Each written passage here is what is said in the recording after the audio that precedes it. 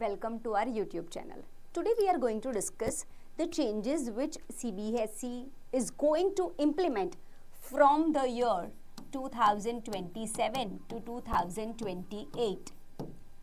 सबसे पहला चेंज, जो भी बच्चे क्लास 9th और 10th में 2027-2028 से जाएंगे उनके लिए एक जॉब स्किल सीखना बहुत इम्पॉर्टेंट होगा. एक सब्जेक्ट होगा जो जॉब स्किल के बेस पे होगा या फिर उसको हम वोकेशनल कोर्स भी बोल सकते हैं.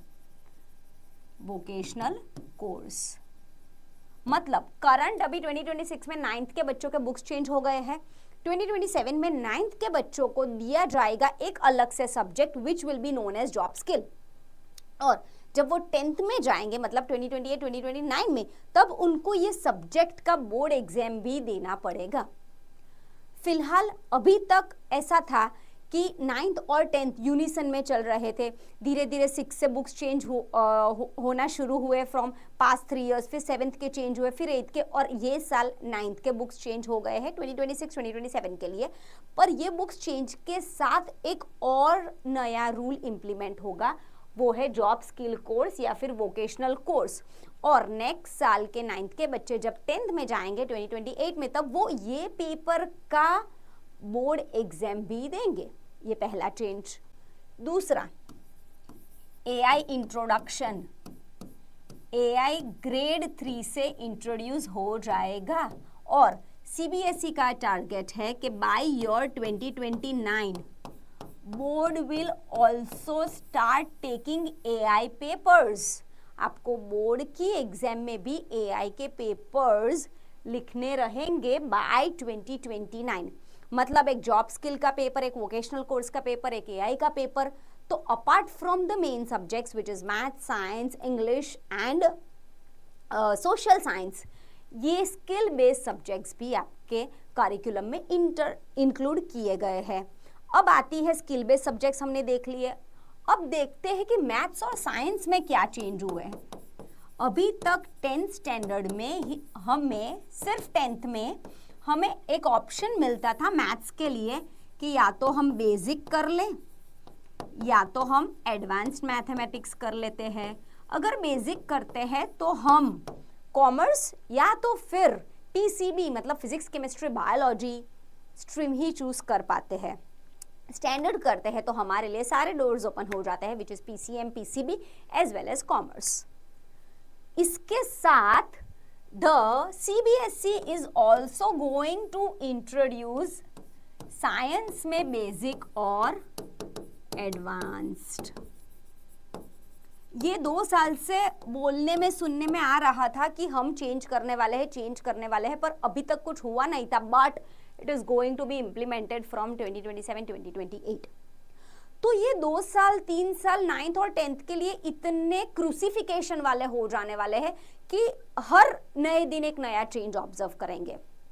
मोर ओवर अभी फिलहाल 9th में मैथ्स में और साइंस में ऑलरेडी सीबीएसई ने जो एक मीटिंग लिया था अप्रैल मंथ में, उनका एक सेमिनार हुआ था. उनमें बोला गया है कि मैथ्स नॉर्मल पढ़ेंगे और मैथ्स एडवांस्ड भी पढ़ेंगे. एडवांस्ड क्या होगा, कुछ 5-6 टॉपिक्स दे दिए जाएंगे और उनको फिर एग्जाम्स भी अलग से एडवांस का देना पड़ेगा. अगर बच्चा 50% से ज़्यादा स्कोर करता है तो उसके रिजल्ट में ऐसा लिख के आएगा the child has cleared advance level of mathematics and science. पर अगर नहीं करता है तो कुछ भी मेंशन नहीं होगा. ये एक रूल ऑलरेडी 9th में अभी है कि स्कूल या फिर स्कूल से उनको ऑलरेडी 2 चॉइसेस दिए जाएंगे.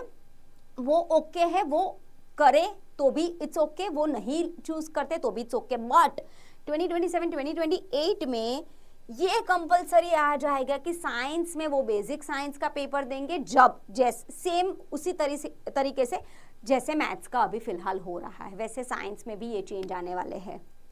चौथा, 22 Indian languages are going to be introduced. कितनी? 22. और जो इंग्लिश था उसको फॉरेन लैंग्वेज डिक्लेयर कर दिया है. इंग्लिश को बोला है फॉरेन लैंग्वेज. और अभी फिलहाल R1, R2, R3 के स्टेज पे हमने 9th में देखा कि द बच्चा is only allowed to take 1 foreign language, moreover they have to learn 2 regional और इंडियन लैंग्वेजेस।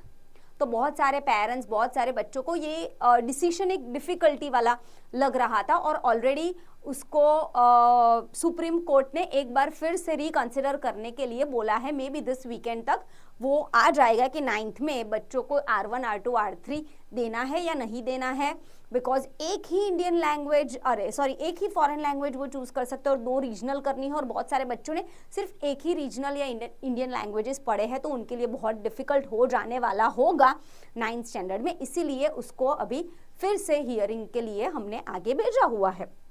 तो इतने सारे चेंजेस 2027-2028 से आएंगे। एक बार फिर से देख लेते हैं कि ग्रेड 3 से AI शुरू हो जाएगा और बोर्ड का टारगेट है कि 2029 तक उनको AI का बोर्ड एग्जाम भी लेना है।